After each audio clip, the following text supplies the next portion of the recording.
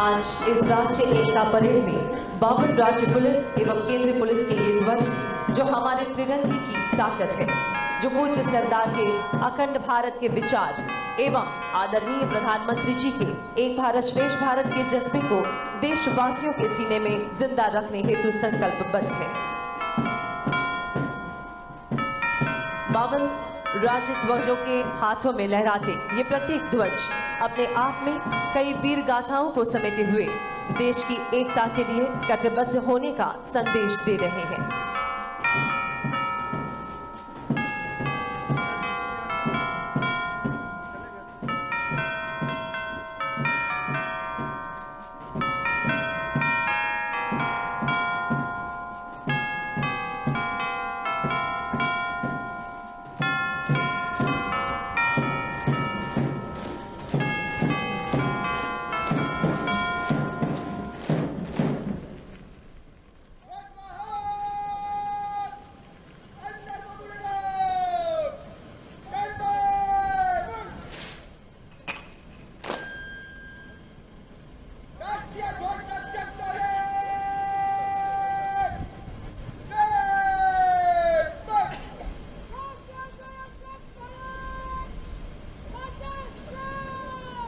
और अब मां भारती की जाबाज बेटियां शक्ति का सच्चा स्वरूप, फुर्तीले कदमों की धमक और त्रिरंगे की शान का जज्बा लिए राष्ट्रीय एकता परेड में सर्वप्रथम बार सीमा सुरक्षा बल की बहादुर महिला प्रहरी गर्व के साथ राष्ट्रध्वज थामे हमारे समक्ष होंगी, जिनका नेतृत्व कर रही है सीमा सुरक्षा बल की युवा अधिकारी अमनदीप कौर, असिस्टेंट कमांडेंट।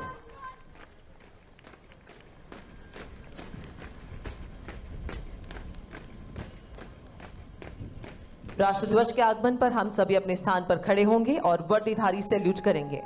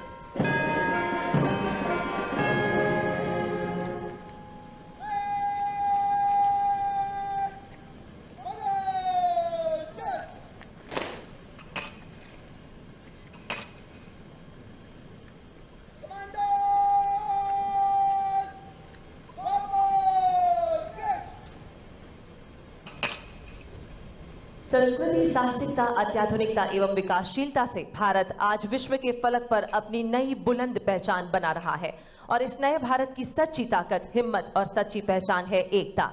हमारी एकता और अखंडता को मजबूत करना हमारा कर्तव्य है। इसी उद्देश्य को चरितार्थ करने का बीड़ा उठाया है हमारे आदरणीय प्रधानमंत्री श्री नरेंद्र मोदी जी ने, और इसलिए एकता की प्रेरणा मूर्ति पूज्य सरदार की जन्म जयंती को राष्ट्रीय एकता दिवस के तौर पर मनाने का निर्धार किया गया। तो आज इस अवसर पर विनम्र निवेदन करते हैं आदरणीय प्रधानमंत्री महोदय से, वे यहाँ उपस्थित सभी के साथ पूरे भारतवर्ष को एकता की शपथ दिलवाएं। हम सभी दाहिना हाथ आगे कर शपथ दोहराएंगे।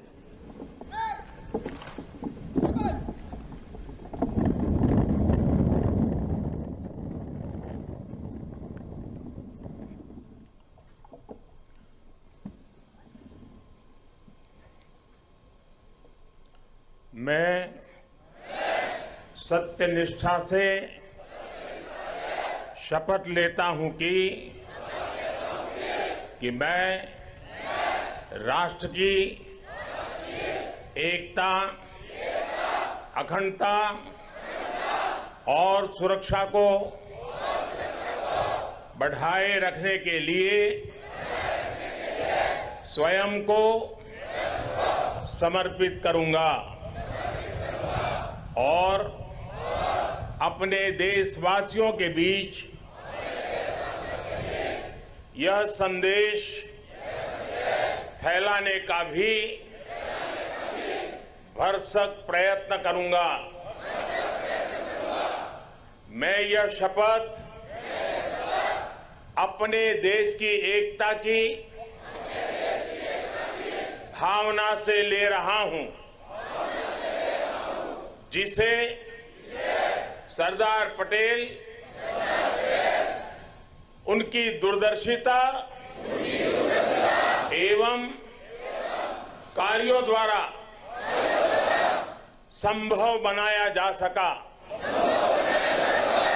मैं अपने देश की आंतरिक सुरक्षा सुनिश्चित करने के लिए अपना योगदान करने का भी सत्यनिष्ठा से संकल्प करता हूं।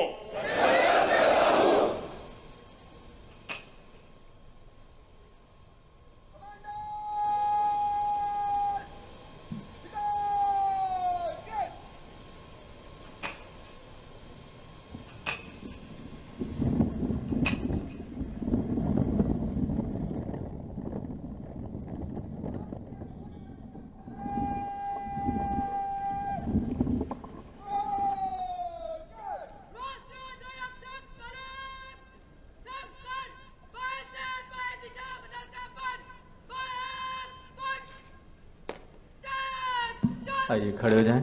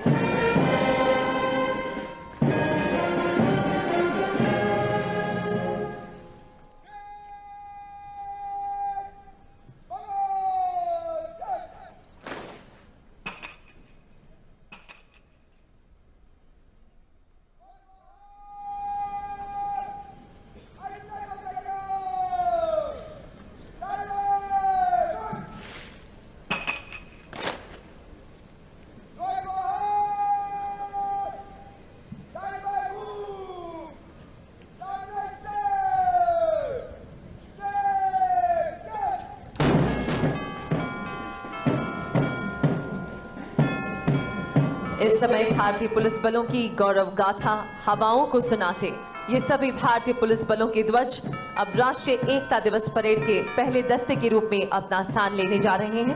भारतीय पुलिस बलों ने हमेशा ही देश की आंतरिक सुरक्षा को सुदृढ़ बनाने के संकल्प के साथ अपने कर्तव्यों का निर्वाह किया है। इन ध्वजों के प्रति हर पुलिस बल की प्रतिबद्धता उन्हें कर्तव्य पथ पर आगे बढ़ने की प्रेरणा देता रहता है। बलिदान, शौर्य और पराक्रम की कहानी कहते ये भारतीय पुलिस बलों के ध्वज जो इस परेड में सबसे पहले दस्ते के रूप में अपना स्थान लेते हुए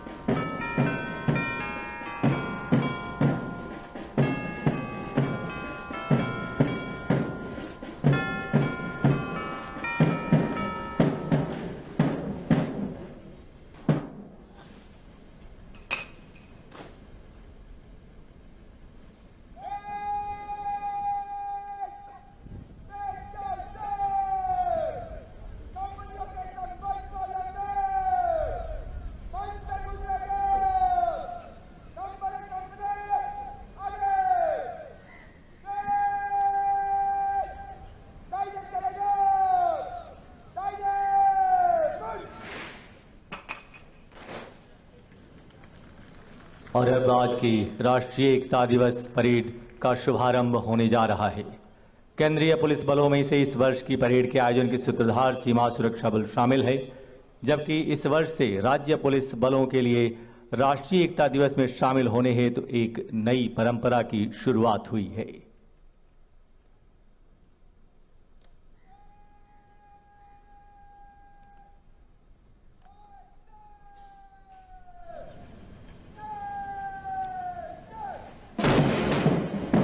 जोश भरे धुन पर कदम से कदम मिलाकर आगे बढ़ते भारतीय पुलिस बल के जवान। हम आपको सूचित करना चाहेंगे कि पहली बार भारतवर्ष के समस्त राज्यों को 5 जोन में रखा गया और इस वर्ष हर जोन से एक राज्य के पुलिस बल इस राष्ट्रीय एकता दिवस परेड में शामिल हैं और यही क्रम प्रतिवर्ष चलता रहेगा ताकि एक करके भारतवर्ष के समस्त राज्यों के पुलिस बलों को राष्ट्रीय एकता दिवस परेड में भाग लेने का अवसर प्राप्त हो सके। 5 जोन से आए राज्य पुलिस बल के दस्तों के साथ आज सीमावर्ती राज्यों जैसे राजस्थान, पंजाब, कश्मीर, नागालैंड, मणिपुर, उत्तराखंड और असम जैसे राज्यों से आए एनसीसी कैडेट्स के रूप में देश की युवा शक्ति भी शामिल है। परेड तेज कदमों से सलामी मंच की तरफ बढ़ती हुई आज की राष्ट्रीय एकता दिवस परेड का नेतृत्व कर रहे हैं भारतीय पुलिस सेवा के युवा अधिकारी Shri Raghav Jain, IPS, ASP, Gujarat police. भारतीय पुलिस बलों के 52 ध्वज एक साथ गौरवशाली मुद्रा में आगे बढ़ते हुए एक विहंगम दृश्य। ध्वजवाहकों के दस्ते की कमान संभाली है बीएसएफ के युवा अधिकारी श्री गुरुप्रताप सिंह रंधावा, असिस्टेंट कमांडेंट। और अब जीवन पर्यंत कर्तव्य की अवधारणा के साथ गर्व से आगे बढ़ता बीएसएफ का दस्ता। सुरक्षित सीमाएं, समृद्ध राष्ट्र का संकल्प और अंतर्राष्ट्रीय सीमाओं को सुरक्षित रखने के प्रति कटिबद्ध सीमा सुरक्षा बल, जिसकी कमान संभाली है श्री मनोज कुमार शर्मा, असिस्टेंट कमांडेंट। सेवा सुरक्षा सहयोग का ध्येय लिए हर पल जन सेवा में तत्पर हरियाणा पुलिस दस्ते की कमान संभाले हैं श्री वरुण धैया, एसीपी।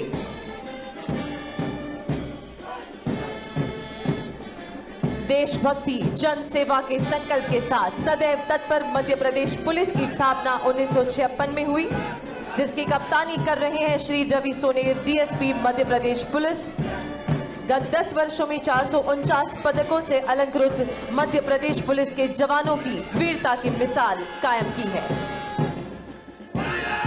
और अब उड़ीसा पुलिस, नक्सल समस्या और राज्य में शांति व्यवस्था कायम करने वाली उड़ीसा पुलिस।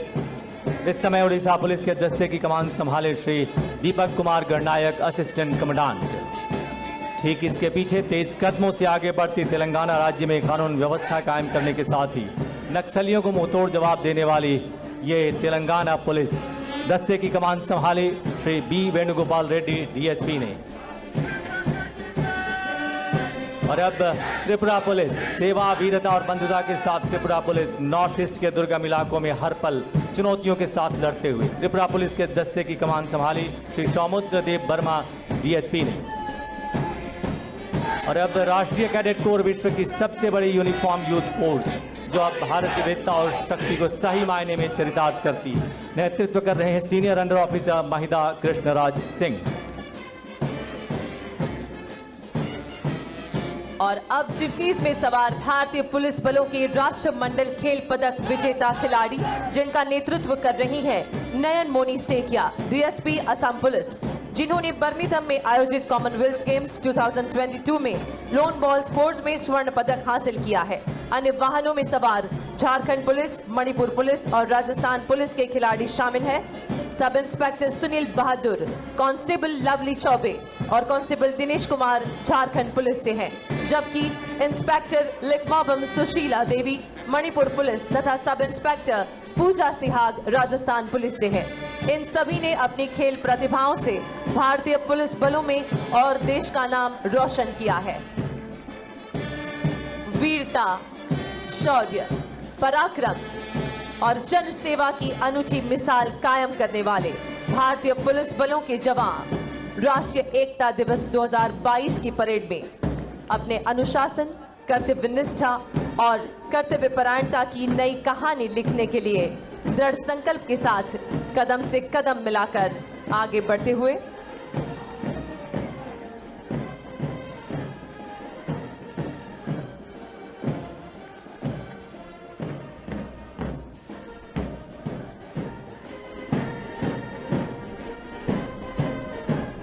इनका आत्मविश्वास और कर्म के प्रति समर्पण आज हम सभी के समक्ष सरदार वल्लभ भाई पटेल के अखंड भारत के सुदृढ़ स्तंभ हैं।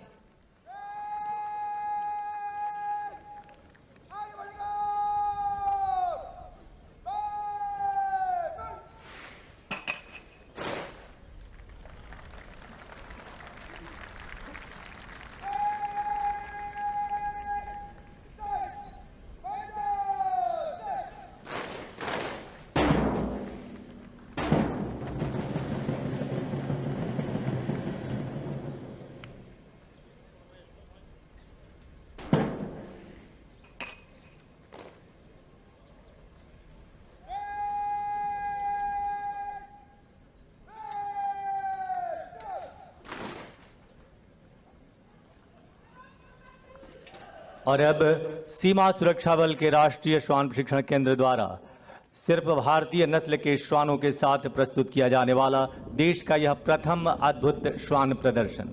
उल्लेखनीय है कि भारतीय नस्ल के श्वानों को देश की सुरक्षा के लिए तैयार करने की इच्छा माननीय प्रधानमंत्री जी ने 30 अगस्त 2020 के मन की बात के दौरान कही, जो सीमा सुरक्षा बल के राष्ट्रीय श्वान प्रशिक्षण केंद्र के लिए अद्भुत प्रेरणा बन गई। डीजी बीएसएफ श्री पंकज कुमार सिंह के मार्गदर्शन में पहल करते हुए सीमा सुरक्षा बल के राष्ट्रीय श्वान प्रशिक्षण केंद्र ने प्रारंभ में 2 भारतीय नस्ल के श्वानों को चुना, जिनमें उत्तर प्रदेश की नस्ल रामपुर हाउंड और कर्नाटक तथा महाराष्ट्र की नस्ल मुधोल हाउंड शामिल रहे। इसके उपरांत कश्मीर के स्थानीय नस्ल गद्दी बखरवाल और तमिलनाडु की नस्ल राजपालयम को भी इसमें शामिल कर लिया गया। आज के प्रदर्शन में रामपुर हाउंड और मुधोल हाउंड को शामिल किया गया है।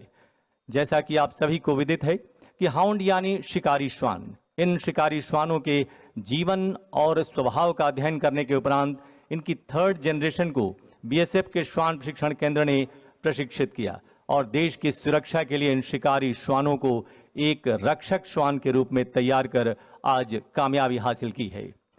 भारतीय नस्ल के श्वानों के प्रदर्शन के माध्यम से इन श्वानों की चुस्ती, फुर्ती, चपलता और काम के प्रति एकाग्रता देखकर आप इनकी क्षमता और साहस को महसूस कर पाएंगे।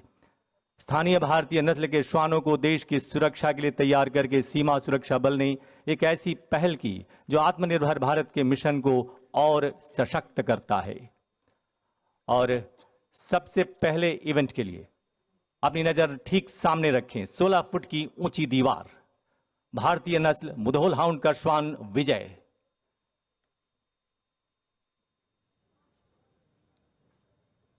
तीव्र गति से इस 16 फुट की ऊंची दीवार को ये पार करने के लिए उद्यत, तैयार, और ये बहुत ही सफल। श्वान विजय ने अपने विजय अभियान की शुरुआत की और पलक झपकते ही बाधा को पार कर लक्ष्य तक पहुंचने में कामयाब रहा।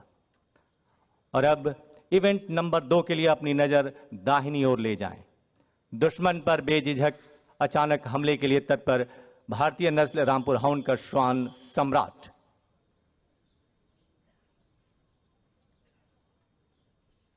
तेजी से श्वान सम्राट हाइड आउट पर चढ़ा और पलक झपकते ही छिपे हुए आतंकवादी पर हमला बोलने में कामयाब होने से पहले थोड़ा सा सोच विचार और ये अचानक हमला, जी हां, अत्यंत सराहनीय, बहुत ही मजबूत पकड़, दुश्मन पर बेझिझक अचानक हमला। और अब इवेंट नंबर 3, बिल्कुल दाहिनी ओर देखें। सीढ़ी पर जाबाजी। 20 फुट ऊंची सीढ़ी पर चढ़ने और उतरने की प्रक्रिया में भारतीय नस्ल रामपुर हाउंड का श्वान मोगली। अगर ऑपरेशन के दौरान सामान्य सीढ़ी से भी चढ़ना या उतरना पड़े तो ये भारतीय नस्ल पीछे नहीं। संतुलन, एकाग्रता और इन सभी के साथ पूरी तन्मयता के साथ 20 फुट ऊंची पहाड़ी नुमा सीढ़ी पर चढ़ता ये श्वान मोगली। संतुलन बनाए हुए रामपुर हाउंड श्वान मोगली अब नीचे की तरफ पहुंचता हुआ सफलता के बिल्कुल करीब, और साथ ही सीमा प्रहरी अपने साथी श्वान की सुरक्षा के लिए वहां तैयार हैं। बहुत ही सुंदर। और अब इवेंट नंबर 4, आप अपनी नजर ठीक बीचों बीच इवेंट नंबर 4 पर रखें। विविध बाधा पार। फुर्ती, साहस और तीव्रता का दूसरा नाम भारतीय नस्ल मुधोल हाउंड का श्वान विजय तेजी के साथ देखते ही देखते अन्य बाधाओं के साथ साथ 14 फुट लंबी छलांग लगाकर अपने जोश, फुर्ती और सामर्थ्य को प्रदर्शित किया। बेहद खूबसूरत जंग। और अब ठीक अपनी दाईं ओर सबसे आगे देखें। बाईं ओर सबसे आगे इवेंट नंबर 5, रस्सी का पुल।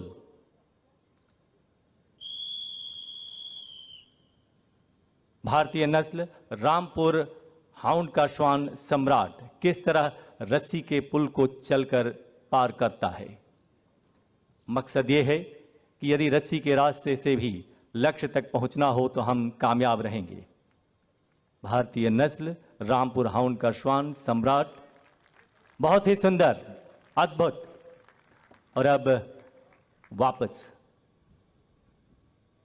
अपने स्थान की तरफ बढ़ता हुआ रामपुर हाउंड श्वान सम्राट, बहुत ही सुंदर और सफलतापूर्वक इसने इसे पूरा किया।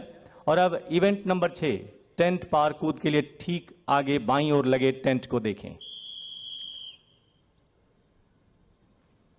भारतीय नस्ल मुधोल हाउंड के श्वान विजय द्वारा एक टैक्टिकल मूव का प्रदर्शन। ऊंचे टेंट को आसानी से पार कर गया और दुश्मन पर हमला बोलने में सफल भारतीय नस्ल मुधोल हाउंड का श्वान विजय। सफल प्रयास, काबिले तारीफ। और अब इवेंट नंबर 7, और अभी अपनी नजर बाईं ओर ही रखें, लेकिन बाईं ओर सबसे आगे फिर से रस्सी के पुल पर। कठिन डगर, अडिग कदम। जी हां, पहले खुली आंखों से और अब बंद आंखों से, आंख पर पट्टी बांधने के बावजूद भारतीय नस्ल रामपुर हाउंड का श्वान सम्राट संतुलन बनाते हुए आगे बढ़ने की तैयारी में।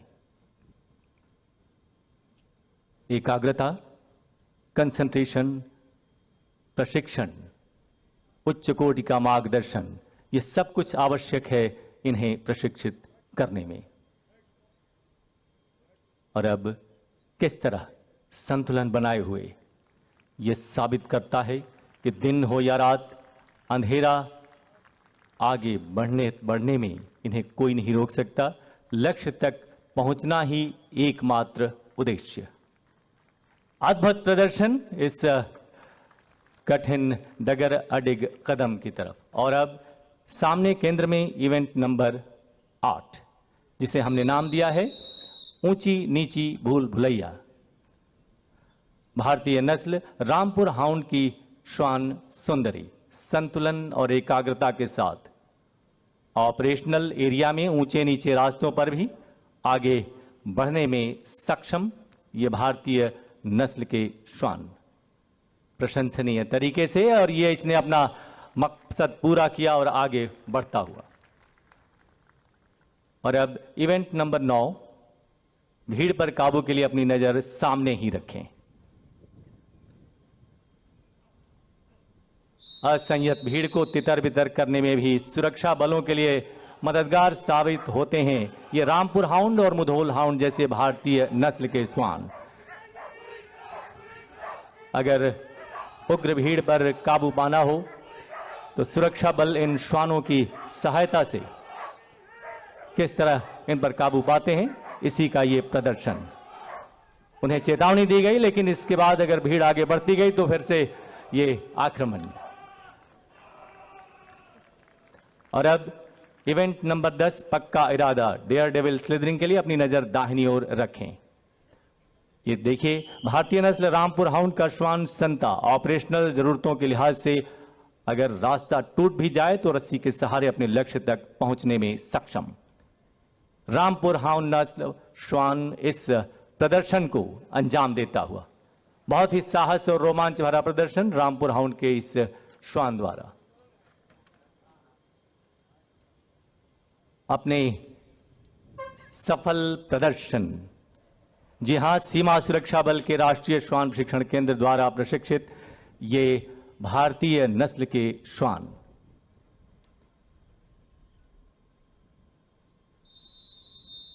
और अब एक अलग इवेंट के लिए अपनी नजर, बहुत ही सुंदर, और ये बीएसएफ की तरफ से, राष्ट्रीय श्वान प्रशिक्षण केंद्र की तरफ से जय हिंद कहा इन श्वान दस्तों ने।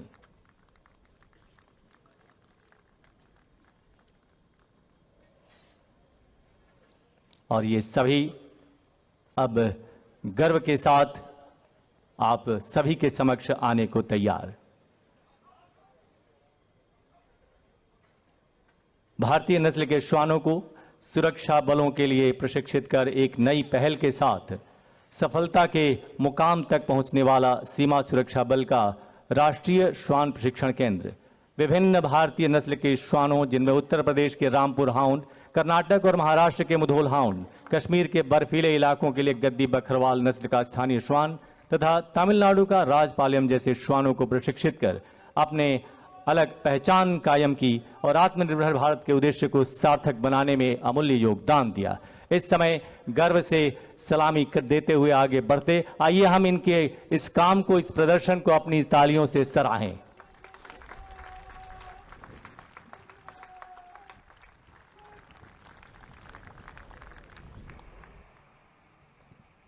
राष्ट्रीय श्वान प्रशिक्षण केंद्र के प्रशिक्षित श्वानों का प्रदर्शन इस तरह संपन्न होता हुआ, और अब अगला प्रदर्शन। विभिन्न प्रदर्शनी की श्रृंखला में अगली प्रस्तुति है केंद्रीय औद्योगिक सुरक्षा बल के महिला दस्ता द्वारा कलेरी पर्यटकी। यह हमारे लिए गर्व का विषय है कि लगभग 8600 महिला कार्मिकों के साथ सीआईएसएफ में सभी पुलिस संगठनों का सर्वाधिक 6% सीआईएसएफ में है। अमर्त्यवीर पुत्र हो, दृढ़ प्रतिज्ञ सोच लो, प्रशस्त पुण्य पंथ है, बढ़े चलो बढ़े चलो। असंख्य कीर्ति रश्मियां विकीर्ण दिव्य दाहसी, सपूत मातृभूमि के रुको न शूर साहसी, रुको न शूर साहसी। यह वो परिंदे हैं जिनमें आसमानों की मंजिल तय करने का हुनर है, विध्वंसकारी मंसूबों को पटखनी देने का जज्बा है और देश में अमन चैन के प्रति है अतुल्य समर्पण। पहली प्रदर्शनी मायापेट की, इसे कलेरी प्रशिक्षण की रीढ़ की हड्डी माना जाता है।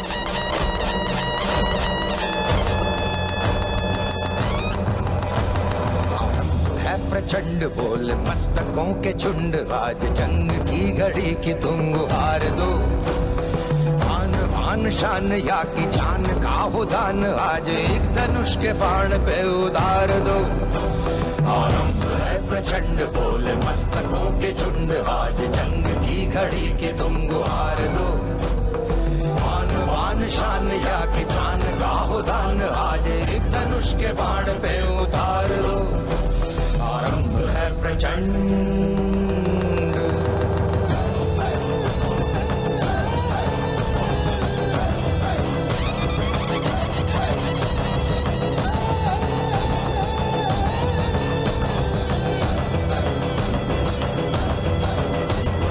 मन करे सो प्राण दे, जो मन करे सो प्राण ले, वही तो एक सर्वशक्तिमान है। कलरी प्रशिक्षण के दूसरे भाग को कोलथारी यानी लकड़ी के हथियारों का प्रशिक्षण कहा जाता है। चूरल के साथ लड़ाई का अभ्यास महत्वपूर्ण और वास्तविक जीवन में उद्देश्यपूर्ण है, इसीलिए यह प्रशिक्षण श्रृंखला का एक महत्वपूर्ण हिस्सा है। आइए अब आपके सामने प्रस्तुत है चूरल प्रहार।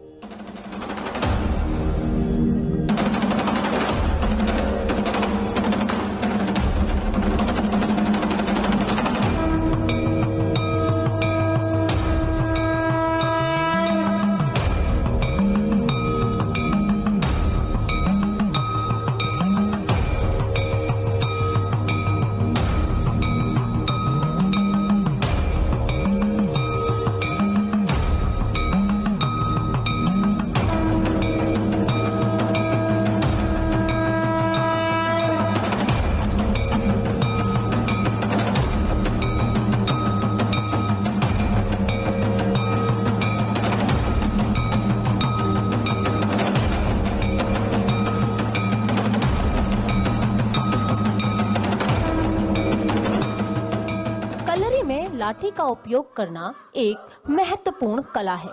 चेरुवड़ी एक छोटी छड़ी है जो लड़ाई में जवाबी हमला, रक्षा, निहत्थी तकनीक और तालों का इस्तेमाल करने का एक प्रायोगिक प्रशिक्षण है। तो आइए प्रस्तुत है चेरुवड़ी फाइट।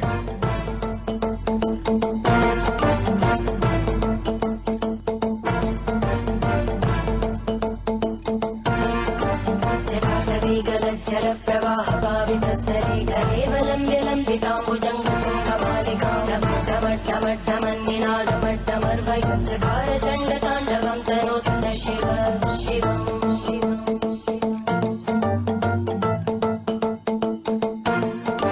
जटाकटाः सम्भ्रम भ्रमन्निलिम्पनिर्जरी विलोलवीचि वल्लरी विराजमानवोद्धरी किशोर चन्द्रशेखरे रति प्रतीक्षणं मम।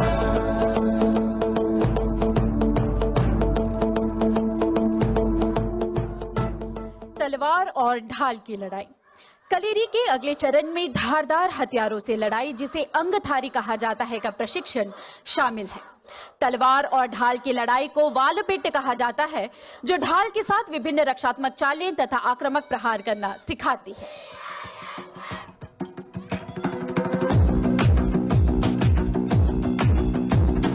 सर जो उठेगा धड़ से कटेगा, कहाँ पे छिपेगा कहाँ पे बचेगा। उठा तो गिरेगा, गिरा तो चिरेगा, छिपा तो मिलेगा, मिला तो मारेगा। भाग भाग बच सके तो बच ले आज। आंधी है ये ज़लज़ला है, पूरे जोर पर चला है। किस्म दम है जो लड़ा है, कौन रह सका खड़ा है। सबसे अटल सबसे प्रबल शस्त्र रचित रक्त चरित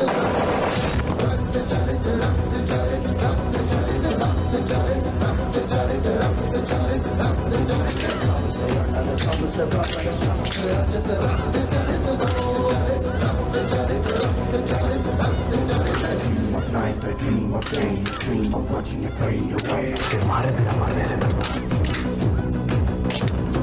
Feel me once, feel me twice, feel me more, I'll shoot you at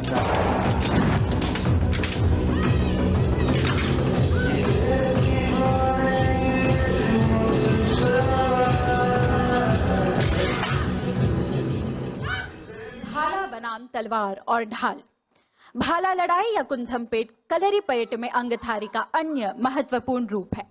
भाला बनाम तलवार और ढाल की लड़ाई को मारा पिडुचु कुंदम कहा जाता है। यह प्रशिक्षण भाले के नुकीले सिरे को घोंपने और स्फूर्ति से भाले के हैंडल को भी हथियार की तरह इस्तेमाल कर तलवारबाज से बचाव करना सिखाती है। वीरभद्र भद्र वीर, वीरभद्र वीर, वीरभद्र भद्र वीर, वीरभद्र वीर, वीरभद्र भद्र वीर, वीरभद्र वीर, वीरभद्र भद्र वीर।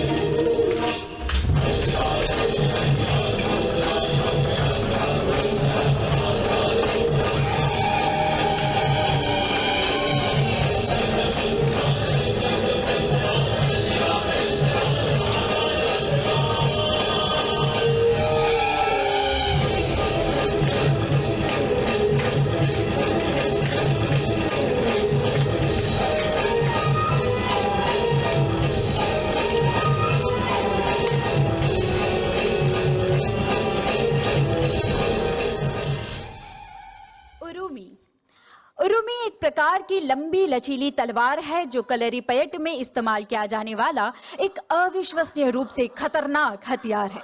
इस प्रशिक्षण में उपयोगीकर्ता को अतिरिक्त सतर्क रहना पड़ता है, क्योंकि एक गलती आत्मघाती साबित हो सकती है। शत्रु ढाल भी अपने लचीले और घुमावदार स्वभाव के कारण बचाव करने में सक्षम नहीं है।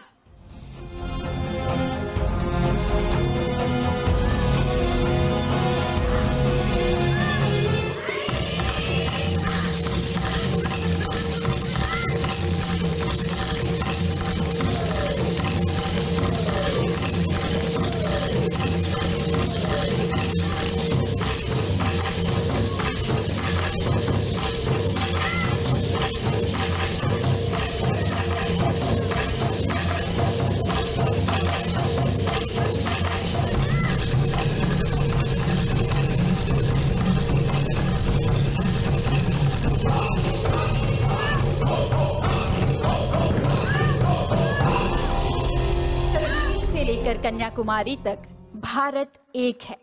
इसकी जमीन पर पसरी सांस्कृतिक विविधताओं में भी सहजता से पहचाने जाने वाली एक रूपता है। भारत निस्संदेह जीता जागता राष्ट्र पुरुष है। यह वंदन की भूमि है, अभिनंदन की भूमि है, यह तर्पण की भूमि है, यह अर्पण की भूमि है। इसका कंकर कंकर शंकर है, इसका बिंदु बिंदु गंगाजल है। हम जिएंगे तो इसी के लिए, मरेंगे तो इसी के लिए।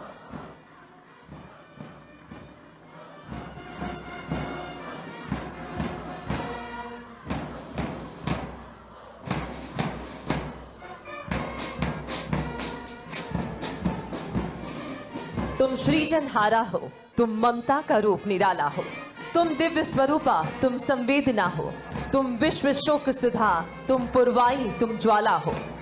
कभी तुम दुर्गा तो कभी तुम रणचंडी हो, तुम नारी का ये रूप निराला हो।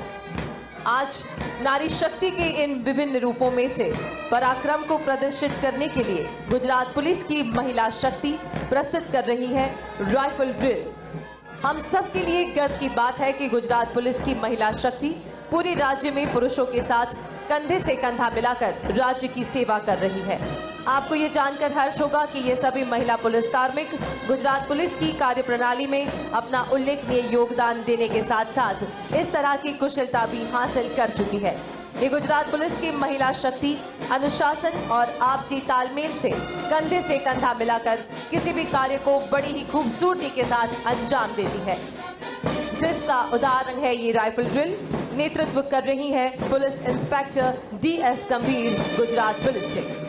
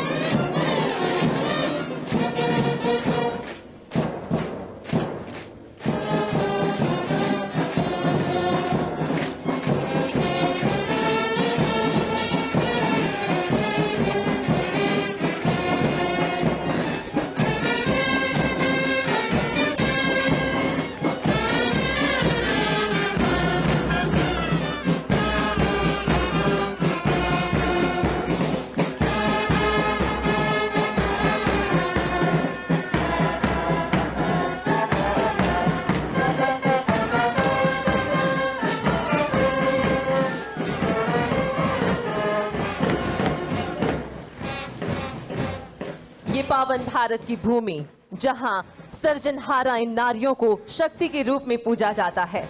शक्ति स्वरूपा नारियों के सशक्तिकरण के लिए हमेशा से ही हिमायती रहे हैं हमारे आदरणीय प्रधानमंत्री जी। आज उनकी गरिमामय उपस्थिति में ये प्रस्तुति गुजरात पुलिस की महिला शक्ति के द्वारा, और अब एक ऐसी प्रस्तुति जो विशेष तो है ही, प्रस्तुत भी हो रही है कुछ विशेष बच्चों के द्वारा। गुजरात के बनासकांठा स्थित अंबाजी के गब्बर पर्वत पर कुछ वर्षों पूर्व भिक्षावृत्ति से जुड़े पिछड़े वर्ग के कुछ ऐसे बच्चे जिनके लिए जिंदगी लाउम्मीद थी। बनासकांठा स्थित श्री शक्ति सेवा केंद्र, जो कि पिछले 13 वर्षों से वहां के आदिवासी, भरथरी और अति पिछड़े वर्गों के उत्थान के लिए प्रयासरत है, उन्होंने इन आदिवासी भिक्षुक बच्चों को सही जिंदगी देने का सफलतम प्रयास किया। इसमें सर्वप्रथम प्रस्तुति स्वामीनारायण कन्या विद्या मंदिर भूज की इन बालिकाओं के द्वारा।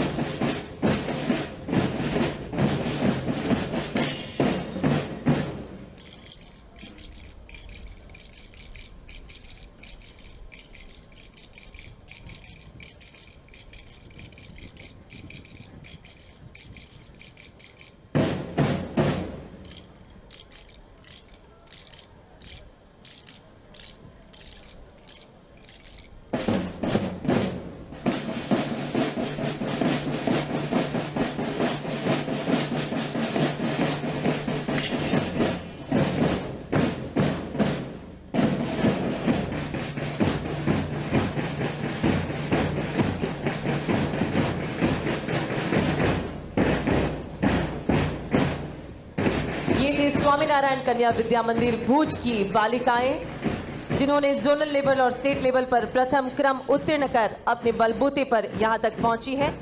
और अब बनासकांठा स्थित अंबाजी के ये बच्चे जो कि भिक्षा नहीं शिक्षा देकर उन्हें आगे बढ़ाया गया है, गुजरात सरकार ने भी दिखाई है जहां दिली और इन बच्चों को यहाँ पर ये मौका मिला है, जो भी स्टेट लेवल पर प्रथम आए हैं, बड़ी ही आत्मशक्ति और गर्व के साथ अपनी छटा से प्रस्तुत करने जा रहे हैं पाइप बैंड, जिसमें केवल 8 से 14 वर्ष के ये बच्चे हैं।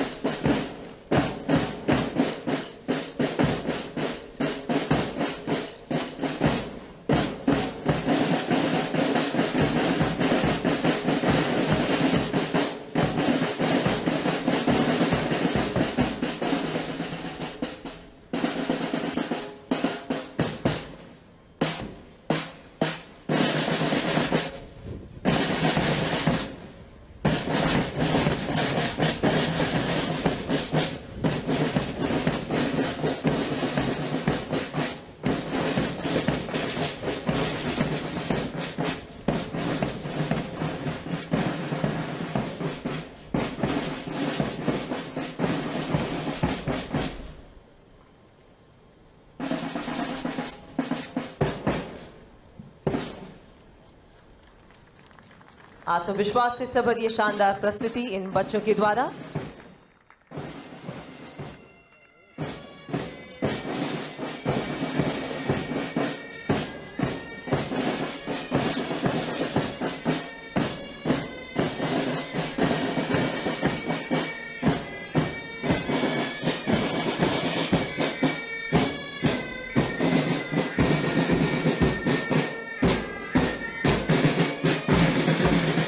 केवल 8 से लेकर 14 वर्ष की आयु के ये बच्चे पूरे राज्य में पाइप बैंड कंपटीशन में प्रथम क्रम पाकर आज ये शानदार प्रस्तुति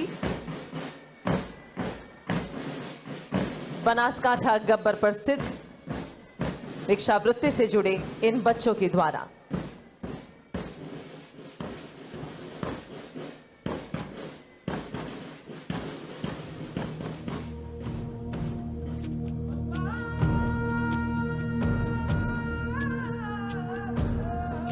सुप्रभात, गुड मॉर्निंग, केम छो। सूर्य किरण एरोबैटिक टीम आपका स्वागत करती है इस राष्ट्रीय एकता दिवस समारोह में। हमारे लिए यह अत्यंत गर्व की बात है कि हम हमारे माननीय प्रधानमंत्री श्री नरेंद्र मोदी जी के समक्ष ये डिस्प्ले प्रस्तुत कर रहे हैं। मैं फ्लाइट लेफ्टिनेंट रिद्धिमा आपको बताना चाहूंगी कि हर वर्ष 31 अक्टूबर को राष्ट्रीय एकता दिवस पूरे देश में जोश और उत्साह के साथ देश भर में मनाया जाता है। भारत जो कि विश्व में अनेकता में एकता का प्रतीक है, इस विचारधारा को सशक्त करते हुए आगे बढ़ रही है 9 वायुयानों की टोली, जो कि एशिया की एक लौती 9 एयरक्राफ्ट एरोबैटिक टीम है। भारतीय वायुसेना की सूर्य किरण एरोबैटिक टीम एवं सज्जनों इंडियन एयरफोर्स के नाम से विख्यात Surya Kiran aerobatic team group captain GS Dhillon के नेतृत्व में।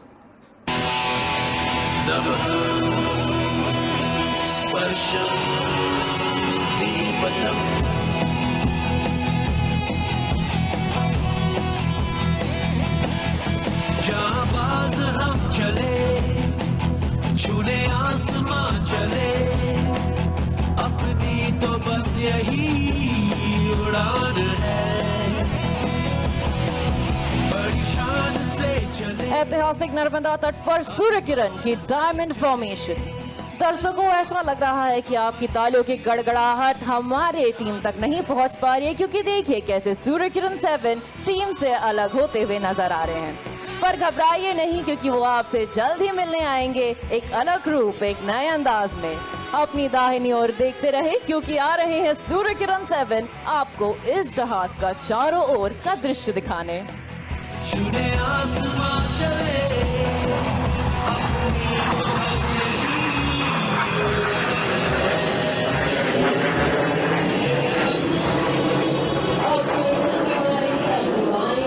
बैरल रोल के लिए इस मैन्यूवर में आप टीम को एक बैरल की आकृति या बेलन आकार को अनुरेखित करते हुए देख पाएंगे। दर्शकों, आपको ये जान के हैरानी होगी कि इस समय ये सभी जहाज एक दूसरे से मात्र 5 मीटर की दूरी पर उड़ान भर रहे हैं। ऐसा लग रहा है मानो ये जहाज अदृश्य डोरी से बंधे हुए हो।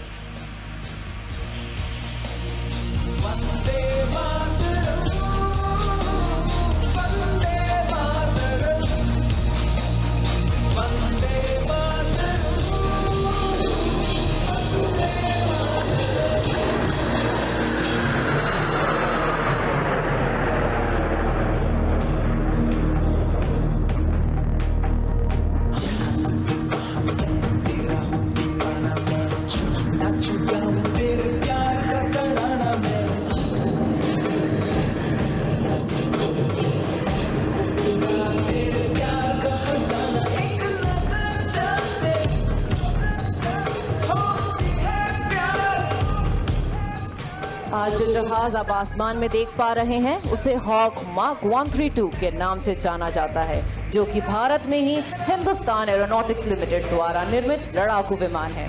इस विमान पर भारतीय वायुसेना के नव कमीशन प्राप्त फाइटर पायलट्स को प्रशिक्षण दिया जाता है।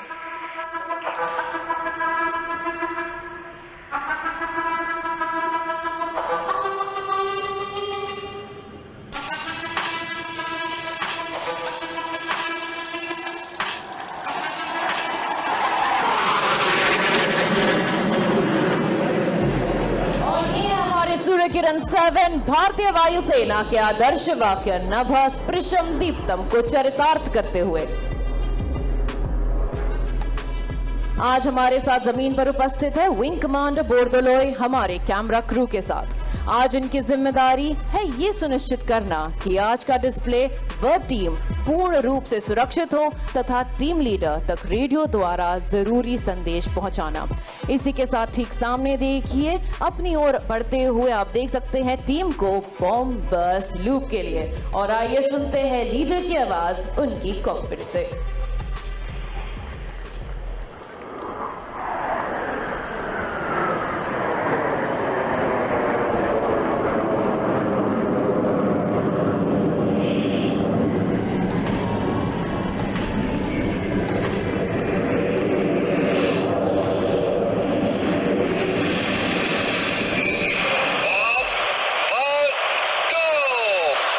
और देखिए कैसे टीम लीडर के आदेश पर टीम के 2 सदस्य नीले आसमान में सूर्य की किरणों के भांति फैल गए हैं, मानो कह रहे हो नव किरण का रथ सजा है। कली कुसुम से पथ सजा है।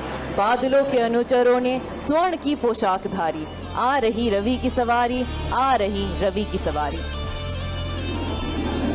सूर्य किरण टीम का निर्माण वर्ष 1996 में हुआ और इस 26 वर्षीय टीम ने करीबन 72 शहरों में 600 से भी अधिक डिस्प्ले करने का दुर्लभ लक्ष्य प्राप्त किया है। एकता में शक्ति को प्रतिबिंबित करते हुए अगले मनूवर के लिए आ रहे हैं सूर्य किरण 8 और 9।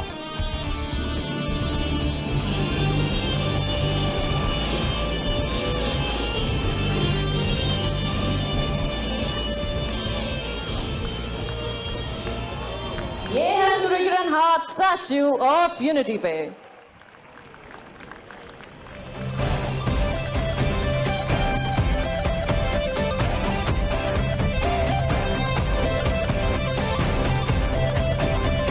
इसी मनूवर के साथ हम अपने दर्शकों से विदा लेते हैं और आशा करते हैं कि हम फिर जल्द ही मिलेंगे।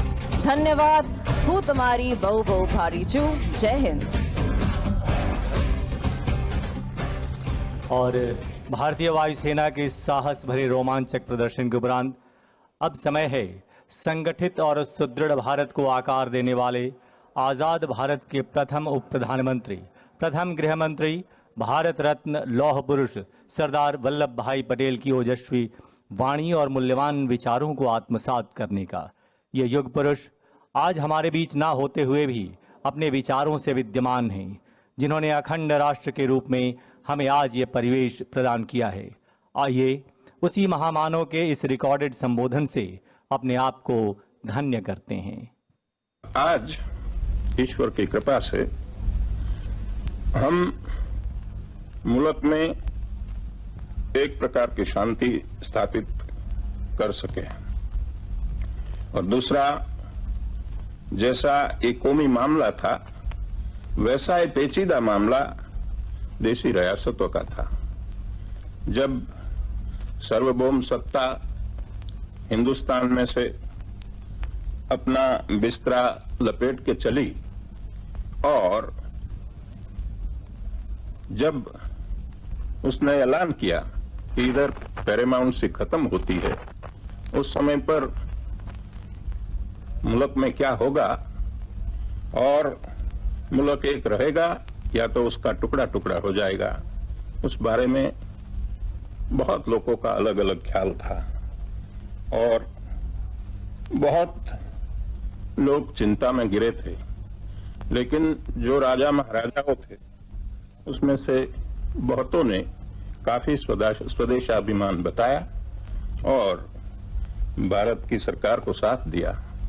उसके लिए मैं आज इन लोगों को धन्यवाद देना चाहता हूं और मैं कहना चाहता हूं कि उनकी मदद से आज मुल्क में जो एकता हुई है वो सैकड़ों साल पहले कभी नहीं थी। इतनी एकता हमने बनाई है और जो काम हमें करना है वो काम हम करें तो सारी दुनिया में हिंदुस्तान जो अपना योग्य स्थान है वो ले सकता है और मुझे विश्वास है कि इस रास्ते पर जो रास्ता गांधी जी ने हमको बताया है उसी पर हम चलेंगे तो हमारी जगह सारी दुनिया में बहुत ऊंची होगी। इन वादियों में गूंज रही एकता की प्रेरणा मूर्ति भारत रत्न पूज्य सरदार की आवाज, उनके विचार और उनकी विराट प्रतिमा हमें भारत की एकता के लिए समर्पित होने का जैसे आह्वान दे रही है। और इसी जज्बे को आगे बढ़ाते हुए जन जन के प्रिय, संपूर्ण राष्ट्र की प्रगति के पथ प्रदर्शक, देश के यशस्वी प्रधानमंत्री आदरणीय श्रीयुत नरेंद्र मोदी जी राष्ट्रीय एकता दिवस के इस यादगार अवसर पर राष्ट्र को संबोधित करेंगे। माननीय प्रधानमंत्री जी से सहृदय निवेदन है वे अपने संबोधन से हम सभी को अनुग्रहित करें।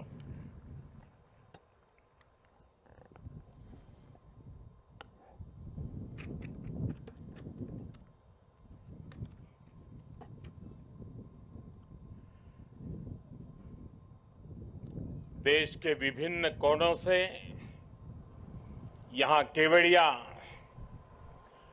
इस एकता नगर में आए पुलिस बल के साथी, एनसीसी के नौजवान,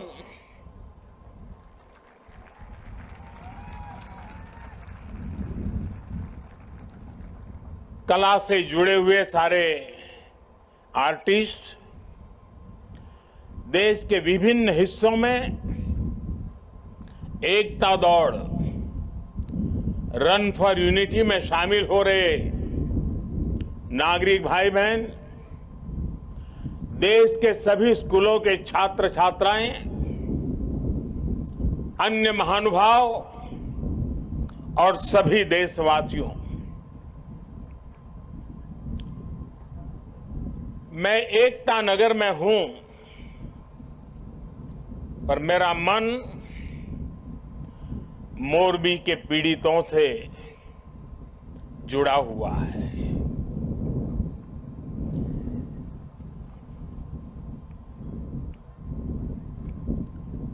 शायद ही जीवन में बहुत कम ऐसी पीड़ा मैंने अनुभव की होगी। एक तरफ दर्द से भरा पीड़ित दिल है और दूसरी तरफ कर्म और कर्तव्य का पथ है। इस कर्तव्य पथ की जिम्मेवारी को लेते हुए मैं आपके बीच में हूं, लेकिन करुणा से भरा मन उन पीड़ित परिवारों के बीच में है। हादसे में जिन लोगों को अपना जीवन गंवाना पड़ा है, मैं उनके परिवारों के प्रति अपनी संवेदना व्यक्त करता हूं। दुख की इस घड़ी में सरकार हर तरह से पीड़ित परिवारों के साथ है। गुजरात सरकार पूरी शक्ति से कल शाम से ही राहत और बचाव कार्यों में जुटी हुई है। केंद्र सरकार की तरफ से भी राज्य सरकार को पूरी मदद दी जा रही है। बचाव कार्य में एनडीआरएफ की टीमों को लगाया गया है। सेना और वायुसेना भी राहत के काम में जुटी हुई है। जिन लोगों का अस्पताल में इलाज चल रहा है, वहां भी पूरी मुस्तैदी बरती जा रही है। लोगों की दिक्कतें कम से कम हो, इसे प्राथमिकता दी जा रही है। हादसे की खबर मिलने के बाद ही गुजरात के मुख्यमंत्री श्रीमान भूपेंद्र भाई रात को ही मोरबी पहुंच गए थे। कल से ही वो राहत और बचाव के कार्यों की कमान संभाले हुए हैं। राज्य सरकार की तरफ से इस हादसे की जांच के लिए एक कमेटी भी बना दी गई है। मैं देश के लोगों को आश्वस्त करता हूं कि राहत और बचाव के कार्यों में कोई कमी नहीं आने दी जाएगी। आज राष्ट्रीय एकता दिवस का ये अवसर भी हमें एकजुट होकर इस मुश्किल घड़ी का सामना करने, कर्तव्य पथ पर बने रहने की प्रेरणा दे रहा है। कठिन से कठिन परिस्थितियों में सरदार पटेल का धैर्य, उनकी तत्परता से सीख लेते हुए हम काम करते रहे, आगे भी करते रहे। साथियों, वर्ष 2022 में राष्ट्रीय एकता दिवस का बहुत विशेष अवसर के रूप में मैं इसे देख रहा हूं।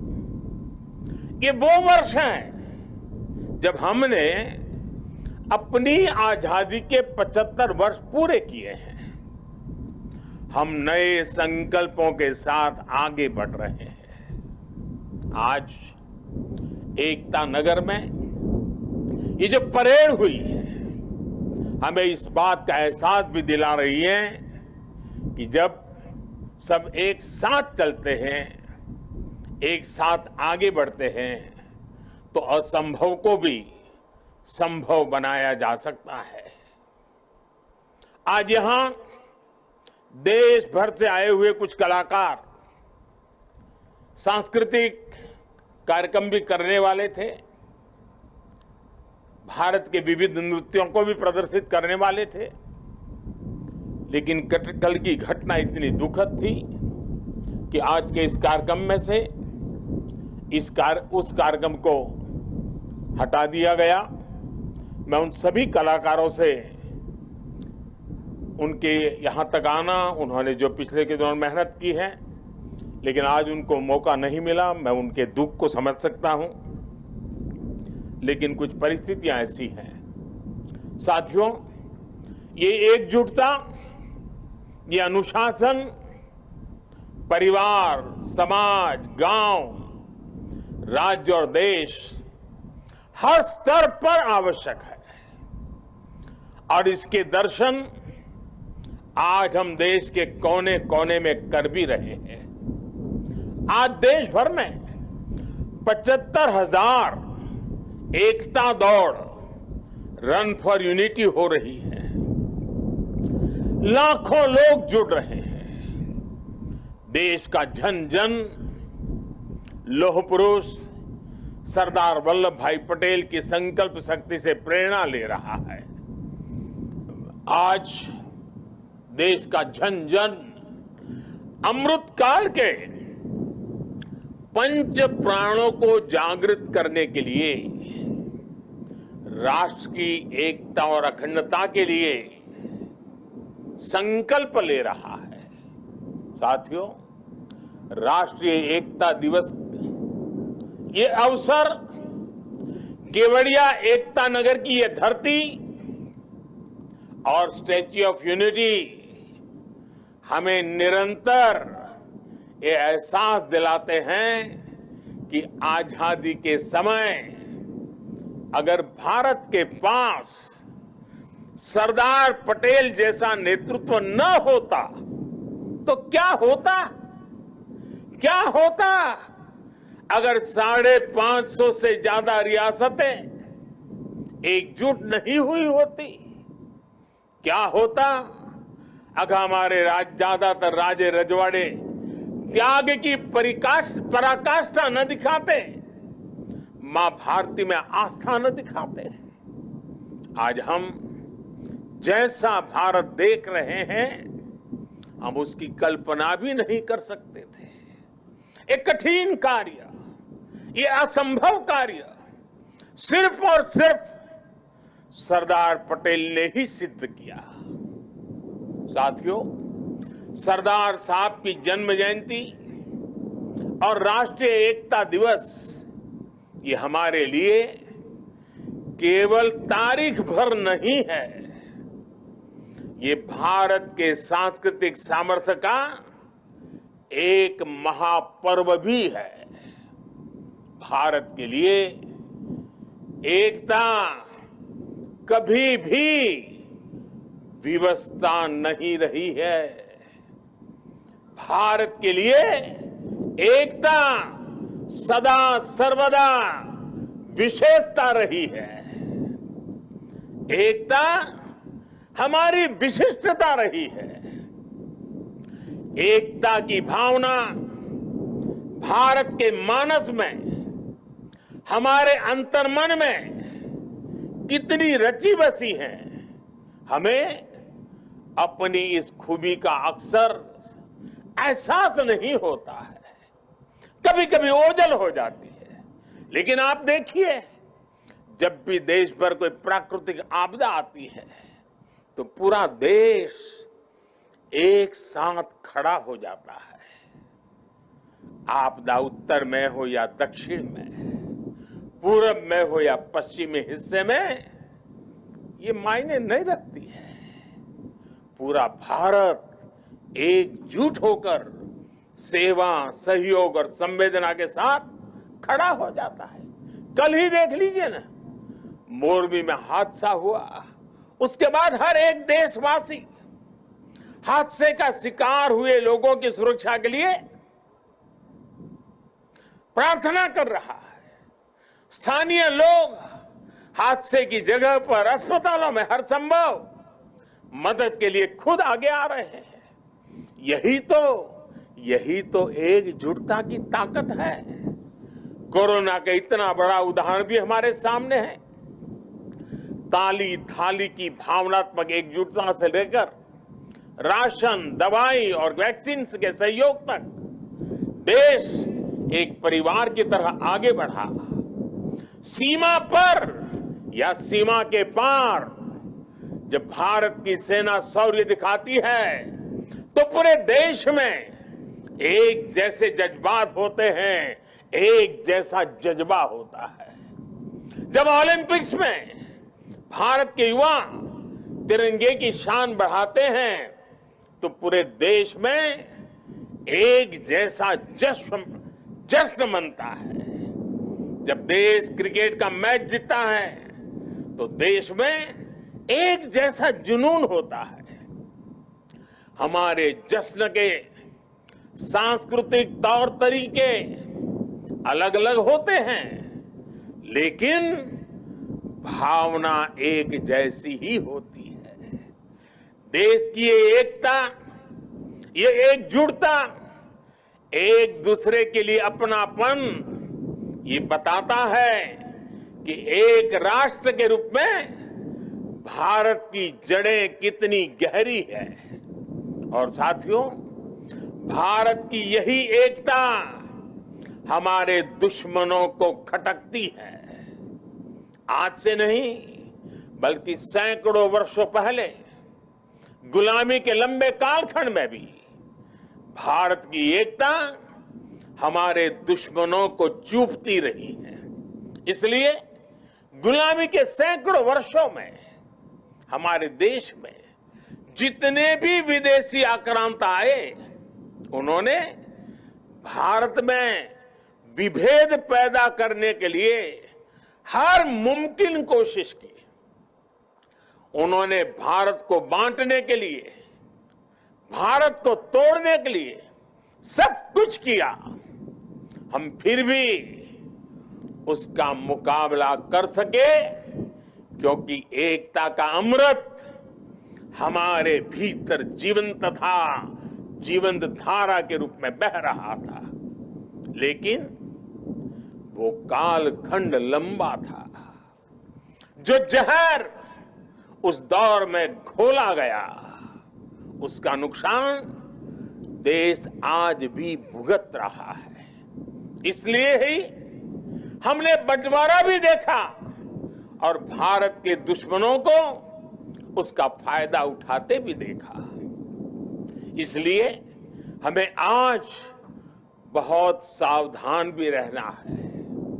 अतीत की तरह ही भारत के उत्कर्ष और उत्थान से परेशान होने वाली ताकतें आज भी मौजूद है। वो आज भी हमें तोड़ने की, हमें बांटने की हर कोशिश करती है। हमें जातियों के नाम पर लड़ाने के लिए तरह तरह के नैरेटिव गढ़े जाते हैं। प्रांतों के नाम पर हमें बांटने की कोशिश होती है। कभी एक भारतीय भाषा को दूसरी भारतीय भाषा का दुश्मन बनाने के लिए कैंपेन चलाए जाते हैं। इतिहास को भी इस तरह पेश किया जाता है ताकि देश के लोग जुड़े नहीं बल्कि एक दूसरे से दूर हो। और भाइयों बहनों, इसे एक और बात हमारे लिए ध्यान रखनी आवश्यक है। ये जरूरी नहीं है कि देश को कमजोर करने वाली ताकत हमेशा हमारे खुले दुश्मन के रूप में ही आए। कई बार ये ताकत गुलामी की मानसिकता के रूप में हमारे भीतर घर कर जाती है। कई बार ये ताकत हमारे व्यक्तिगत स्वार्थों के जरिए सेंधमारी करती है। कई बार ये तुष्टीकरण के रूप में, कभी परिवारवाद के रूप में, कभी लालच और भ्रष्टाचार के रूप में दरवाजे तक दस्तक दे देती हैं, जो देश को बांटती और कमजोर करती है, लेकिन हमें उन्हें जवाब देना होगा। हमें जवाब देना होगा भारत मां के एक संतान के रूप में। हमें जवाब देना होगा एक हिंदुस्तानी के रूप में। हमें एकजुट रहना होगा, एक साथ रहना होगा। विभेद के जहर का जवाब हमें एकता के इसी अमृत से देना है। यही नए भारत की ताकत है। साथियों, आज राष्ट्रीय एकता दिवस पर मैं सरदार साहब द्वारा हमें सौंपे दायित्व को फिर दोहराना चाहता हूं। उन्होंने हमें ये जिम्मेदारी भी दी थी कि हम देश की एकता को मजबूत करें। एक राष्ट्र के तौर पर देश को मजबूत करें। ये एकता तब मजबूत होगी जब हर नागरिक एक जैसे कर्तव्य बोध से ये जिम्मेदारी संभालेगा। आज देश इसी कर्तव्य बोध से सबका साथ, सबका विकास, सबका विश्वास और सबका प्रयास इस मंत्र को लेकर विकास के मार्ग पर आगे बढ़ रहा है। आज देश में हर कोने में, हर गांव में, हर वर्ग के लिए और हर व्यक्ति के लिए बिना भेदभाव के एक जैसी नीतियां पहुंच रही है। आज अगर गुजरात के सूरत में सामान्य मानवी को मुफ्त वैक्सीन लग रही है, तो अरुणाचल के सियांग में भी उतनी ही आसानी से मुफ्त वैक्सीन उपलब्ध है। आज अगर एम्स गोरखपुर में है, तो बिलासपुर, दरभंगा और गुवाहाटी और राजकोट समेत देश के दूसरे शहरों में भी है। आज एक और तमिलनाडु में डिफेंस कॉरिडोर बन रहा है, तो उत्तर प्रदेश में भी डिफेंस कॉरिडोर का काम तेजी से आगे बढ़ रहा है। आज नॉर्थ ईस्ट की किसी रसोई में खाना बन रहा हो या तमिलनाडु की किसी सम्मिलन अरई में खाना बन रहा हो, भाषा भले अलग हो, भोजन भले अलग हो, लेकिन माताओं बहनों को धुएं से मुक्ति दिलाने वाला उज्ज्वला सिलेंडर हर जगह है। हमारी जो भी नीतियां हैं, सबकी नियत एक ही है, आखिरी पायदान पर खड़े व्यक्ति तक पहुंचना, उसे विकास की मुख्य धारा से जोड़ना। साथियों, हमारे देश के करोड़ों लोगों ने दशकों तक अपनी मौलिक जरूरतों के लिए भी लंबा इंतजार किया है। बुनियादी सुविधाओं के बीच की खाई जितनी कम होगी, उतनी ही एकता भी मजबूत होगी। इसलिए आज देश में सैचुरेशन के सिद्धांत पर काम हो रहा है। लक्ष्य ये कि हर योजना का लाभ हर लाभार्थी तक पहुंचे।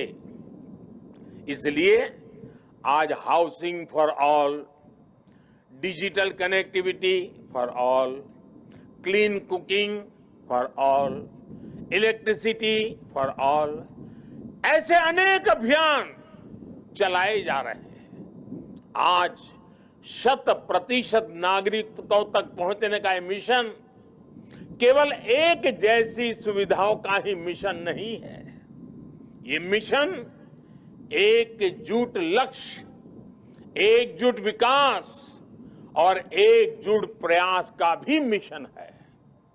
आज जीवन की मौलिक जरूरतों के लिए 100% कवरेज देश और संविधान में सामान्य मानवी के विश्वास का माध्यम बन रहा है। ये सामान्य मानवी के आत्मविश्वास का माध्यम बन रहा है। यही सरदार पटेल के भारत का विजन है, जिसमें हर भारतवासी के लिए समान अवसर होंगे, समानता की भावना होगी। आज देश उस विजन को ले साकार होते देख रहा है।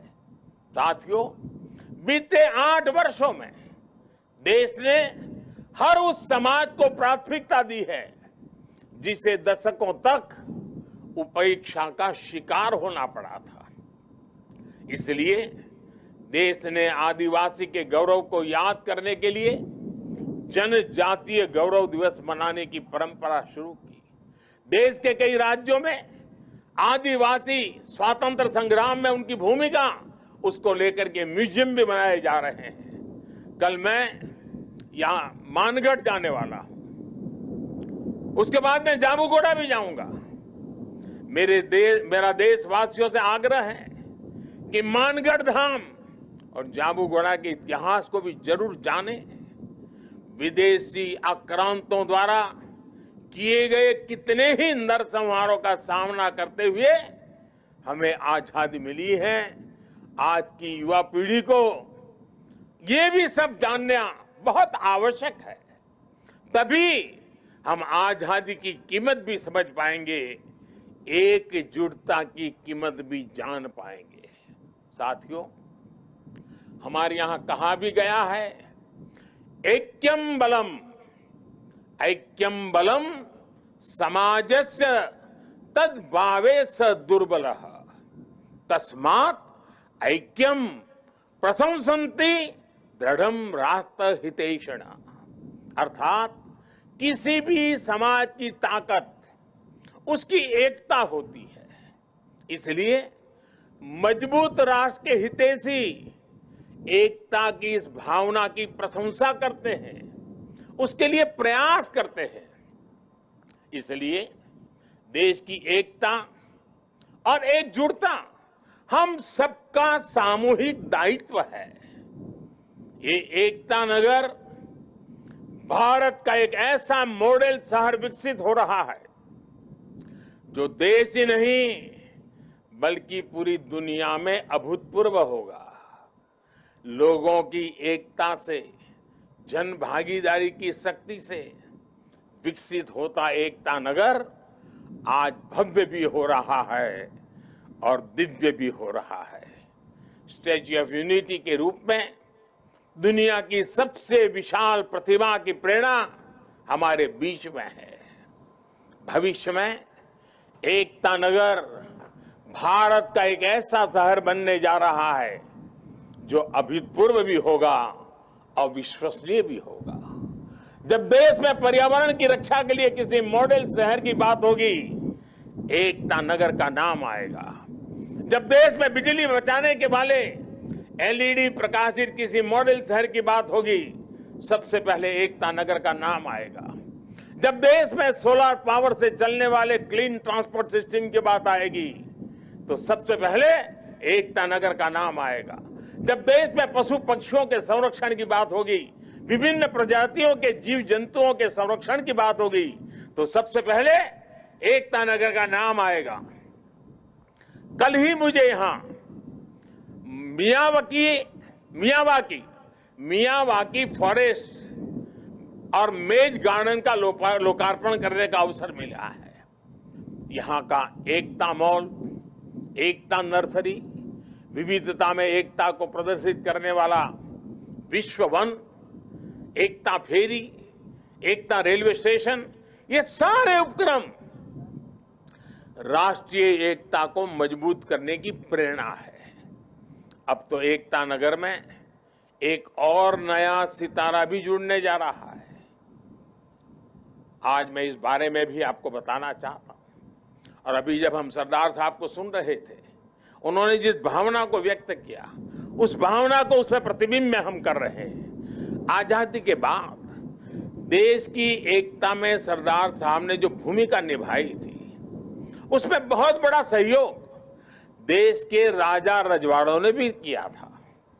जिन राज परिवारों ने सदियों तक सत्ता संभाली, देश की एकता के लिए एक नई व्यवस्था में उन्होंने अपने अधिकारों को कर्तव्य भाव से समर्पित कर दिया।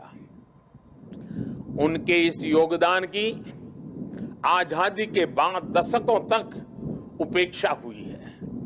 अब एकता नगर में उन राज परिवारों के, उन राज व्यवस्थाओं के त्याग को समर्पित एक म्यूजियम बनाया जाएगा।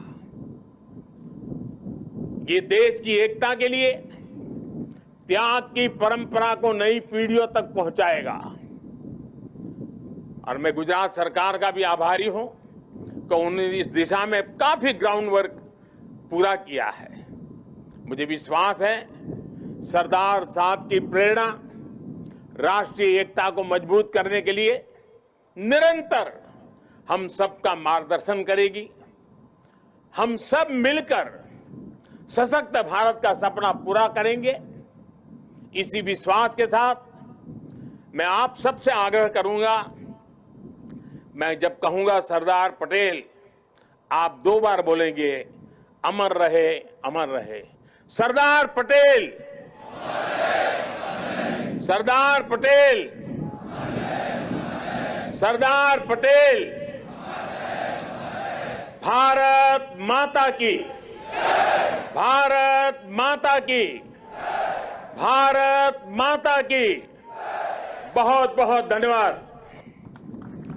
आदरणीय प्रधानमंत्री जी के प्रति धन्यवाद एवं आभार के साथ कर्तव्य पथ पर अडिग रहने के संकल्प के साथ अब राष्ट्रीय एकता दिवस की यह परेड संपन्न होती हुई माननीय प्रधानमंत्री जी फोटो सेशन के लिए पधारते हुए।